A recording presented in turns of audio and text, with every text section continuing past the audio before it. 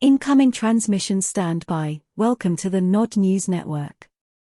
Moscow announced more than a dozen new working groups had been established with countries on the continent.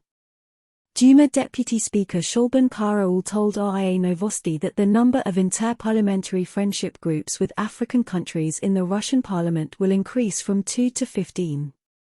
He said this year was marked by the strengthening of Russia-Africa relations, with visits to Russia by representatives of 49 African countries. When the Duma met with the delegations, we allocated them to the delegates, and our communication took place in the spirit of complete understanding and mutual support.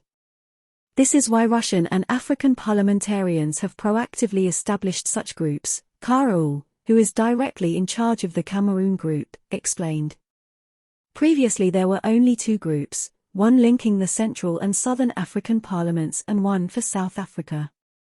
The friendship group with Egypt will be headed by Olga Kazakova, chairman of the Duma Education Committee, and the friendship group with Gabon will be headed by Maxim Topilin, chairman of the Economic Policy Committee, while the group links Russia with Djibouti will be headed by Yaroslav Nilov, chairman of the Duma Council, chairman of the Social Policy Committee. Speaking at the second Russia-Africa summit held in St. Petersburg in July, Russian President Vladimir Putin outlined areas of cooperation between African countries and Russia.